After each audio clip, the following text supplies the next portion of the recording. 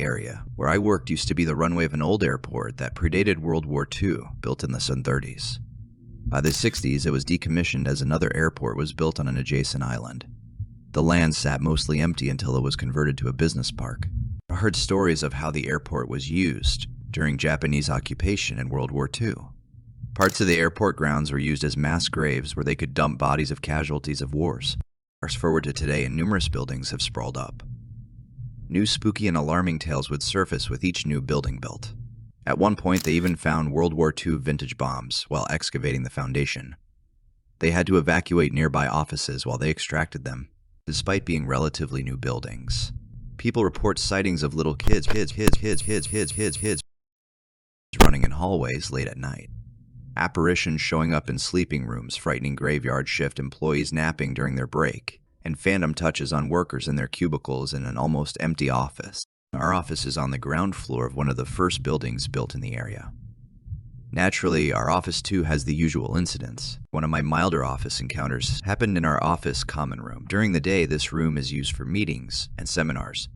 But after work hours, this becomes a recreation room and a gaming room. It has a frosted glass wall that runs parallel to the hallway and can be accessed by a door at the southern end of the wall. Here it has a sort of classroom setup with chairs and tables facing north, where the conference TV and whiteboard is. On Fridays, my office friends and I hang out at the common room to play games. We first played some board games. The kind of board games we play require a bit of role-playing, so it's not uncommon for us to take hours to finish. We finished sometime before midnight, and we were the only people left in the office. To conserve electricity, we switched off the lights from other areas, leaving everywhere dark except the hallway, awash with the light from the common room seeping out through the frosted glass. After board games, my friend hooked up his gaming console on the conference TV, and we played some more. By then, it was past 2 in the morning, and our activity started to tone down a bit. We were up front near the TV. I had my back against the frosted glass wall, and my friend was across me. We were watching the others play when suddenly I heard the door at the far end to my right swing open. At the same time, my friend turned her head towards the direction of the door. Confusion registered on her face. "Did you see that?" she asked. "No, but I heard the door open." "Why?" I curiously replied. My view was obstructed by the movable room divider panels to my right. I was waiting for someone to enter, but no one came into view. My friend explained that she saw someone in a white skirt open the door slightly as if to take a peek and swung it close again. She couldn't see the face but noticed its skirt making a flourish as it turned about with the door closing behind it. We were the only people left in the office, and no one around that night wore a white skirt. If someone else was around, we should have seen a blurred figure through the frosted glass wall as it passed through hallway.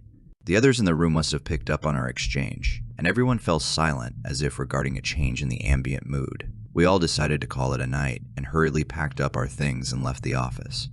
Our second encounter was on a weeknight. I had a bit of backlog and had to finish a report, so I decided to stay late and work overtime. My cubicle is in a secluded room which has its own security. It required a secondary biometric access apart from our main office entrance. I momentarily went out to grab dinner together with some office mates, then went back inside to continue working. Shortly after, my office mates started to head off for home, in which I frightfully came to realize I was the only person left in the office. It's not uncommon to see lots of people working overtime in the office. It just so happened at that particular night, people went home earlier than usual. I was sort of counting on the usual. You see, the area I worked in was a peculiar hotspot for unusual happenings. Years prior, we had one office mate who stayed late into the night. Some things happened which frightened him so much that he bolted out the door, through the hallway, and out of the office, leaving everything behind. He only returned the next day and got so much flack about not clocking out properly, switching off lights, devices, air conditioning, and etc. Other reports from office mates include phantom keyboard typing noises from our secluded room even when no one's inside. For my case, I've previously smelled a whiff of funerary flowers, which I associate with passing spirits in that area. I check and there were no flowers. So there I was, busily tapping away on my laptop when a chill ran down my spine and goosebumps spread out on my arms. I felt a presence behind me. In an attempt of nonchalant bravery, I said out loud, "Yeah, I'm just doing overtime work here," all the while thinking, "Please don't bother me." The next thing, I felt someone picking up my hair, one strand at a time, and raising them up. At this point, I panicked. Astonishingly, I had enough will and defiance left to turn off all of the air conditioning. I clocked out. Goosebumps kept radiating on my skin. Thankfully, I didn't have to turn out the lights until I was at the exit where the switches are situated. I exited, biometrics lock engaged, and I walked out of the building breathing a sigh of relief. I vowed never to render overtime work in that office ever again. Reports be damned. The next day, I came back to a busy office, finished the rest of my delayed report, and enjoyed a pleasant yet unremarkable day at the office.